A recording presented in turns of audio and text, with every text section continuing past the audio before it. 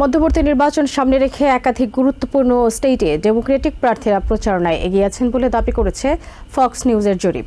তবে একই সময়ে নির্বাচনী অর্থায়নের সংকট, দলীয় কৌশল এবং কয়েকটি গুরুত্বপূর্ণ স্টেটের রাজনৈতিক পরিবর্তন ডেমোক্রেটদের জন্য নতুন চ্যালেঞ্জ তৈরি করছে। এর মধ্যে উইসকনসিনের গভর্নর নির্বাচন থেকে সাবেক লেফটেন্যান্ট গভর্নর ম্যান্ডেলা বার্নস নিজের প্রচারণা স্থগিত করার ঘোষণা দিয়েছেন। তার এই অবস্থানের পর স্টেট আইন প্রণেতা ফ্রান্সেসকা হং এখন ডেমোক্রেটদের সম্ভাব্য প্রার্থী হিসেবে এগিয়ে আছেন। ফক্স নিউজের সাম্প্রতিক কয়েকটি জরিপে দেখা যাচ্ছে নভেম্বরের নির্বাচনের আগে একাধিক গুরুত্বপূর্ণ স্টেটের ডেমোক্রেট প্রার্থীরা শক্ত অবস্থানে রয়েছেন। জর্জিয়ার বর্তমান সেনেটর জন ওসফ রিপাবলিকান প্রতিদ্বন্দ্বীর চেয়ে উল্লেখযোগ্য ব্যবধানে এগিয়ে আছেন। নর্থ ক্যারোলাইনায় উন্মুক্ত সেনেট আসনেও এগিয়ে রয়েছেন ডেমোক্রেট রয় কুপার। একইভাবে আইওয়া, টেক্সাস এবং ওহাইওতেও ডেমোক্রেট প্রার্থীদের জন্য ইতিবাচক চিত্র উঠে এসেছে। রাজনৈতিক বিশ্লেষকদের মতে এবার শুধু ঐতিহ্যগত ব্যাটল গ্রাউন্ড স্টেটগুলোতেই নয়, টেক্সাস, আইওয়া, এমনকি অ্যালাস্কা ও কানসাসের মতো স্টেটেও প্রতিদ্বন্দ্বিতা বাড়ানোর পরিকল্পনা করছে ডেমোক্রেটরা।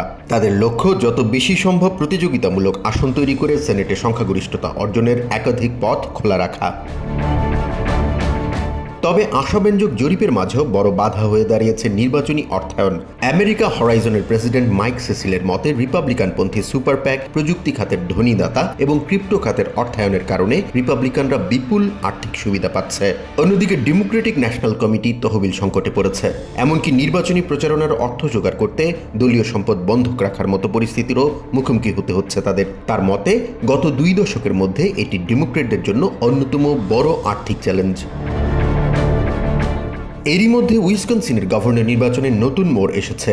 সাবেক লেফটেন্যান্ট গভর্নর ম্যান্ডেলা বার্নস হঠাৎ করেই নিজের প্রচারণা স্থগিত করার ঘোষণা দিয়েছেন। সামাজিক মাধ্যমে দেয়া এক ভিডিও বার্তায় তিনি এই সিদ্ধান্তের কথা জানান। এর ফলে ডেমোক্রেটিক সোশ্যালিস্ট অফ আমেরিকা সমর্থিত স্টেট রিপ্রেজেন্টেটিভ ফ্রান্সেসকা হং এখন ডেমোক্রেটদের সম্ভাব্য প্রার্থী হিসেবে এগিয়ে আছেন। তবে বার্নসের এই সিদ্ধান্তের কারণ আনুষ্ঠানিকভাবে জানানো হয়নি। সাবেক ডিএনসি চেয়ার জেইমি হ্যারিসনের মতে এতে শুধু উইসকনসিনই নয়, জাতীয় পর্যায়েও ডেমোক্রেটদের নির্বাচনী কৌশলে নতুন হিসাব নিকাশ শুরু হয়েছে। কারণ একই সময়ে দলকে উইসকনসিনের পাশাপাশি আইওয়া ও অন্য কয়েকটি গুরুত্বপূর্ণ স্টেটেও প্রচুর অর্থ ও জনবল বিনিয়োগ করতে হবে।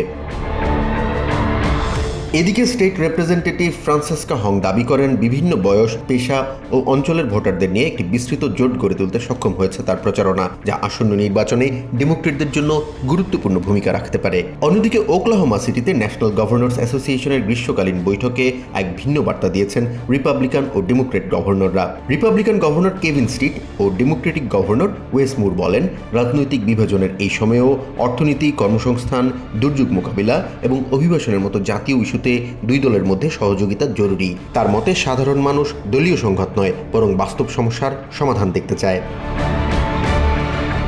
জাহান Mithun, TBN 24 news desk. New York থেকে সম্প্রচারিত টিবিএন 24 টেলিভিশন বিশ্বজুড়ে বাঙালির কণ্ঠস্বর।